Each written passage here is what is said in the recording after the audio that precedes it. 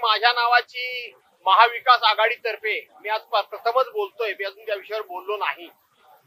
महाविकास आघाडीतर्फे माझ्या नावाची मी विधानसभेचा विरोधी पक्ष नेता व्हावा अशा पद्धतीचे माझे पक्षप्रमुख उद्धव बाळासाहेब ठाकरे यांनी स्वतःच्या सहीनं पत्र अध्यक्षांच्या नावाने दिलेलं आहे।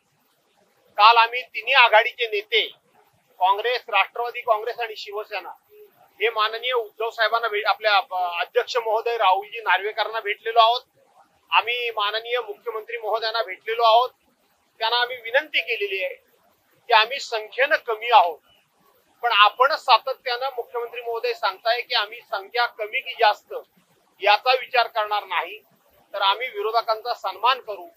विरोधकांचा सन्मान म्हणजे लोकशाहीचा सन्मान आम्ही मानतो आणि म्हणून आम्ही संख्येनं जरी कमी असलो तरी सुद्धा महाराष्ट्राच्या विधिमंडळाला, महाराष्ट्राच्या विधानसभेला विरोधी पक्ष नेता ते देतील अशा पद्धतीचं मला त्यांच्या एकंदरीत चर्चेवरून दिसतं। आता राहिला प्रश्न तांत्रिक, त्या तांत्रिक बाबी सगळ्याच आम्ही दूर केलेल्या आहेत, परंतु त्याचबरोबर काही तांत्रिक बाबी जरी असल्या तरी सुद्धा काही आदर्श हे आपण निर्माण करायचे असतात। जसे 85 ते 90 सदस्य संख्या कमी असताना सुद्धा विरोधी पक्ष नेता दिला गेला।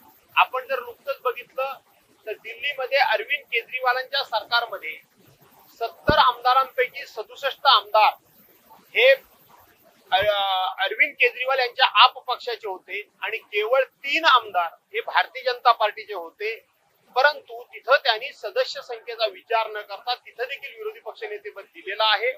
एक प्रकारे तो लोकशाहीचा सन्मान आहे आणि इथं तर आता सरकारच्याकडे प्रचंड बहुमत आहे, त्यामुळं एखादं विरोधी पक्ष नेतेपद मित्र पक्षांना देतील आणि महाराष्ट्राची उच्च परंपरा निश्चितपणे अध्यक्ष महोदय आणि महाराष्ट्र सरकार म्हणजे देवेंद्र फडणवीसांच्या नेतृत्वाखाली सरकार ही परंपरा नक्की राखेल हा मला अजूनही विश्वास वाटतो।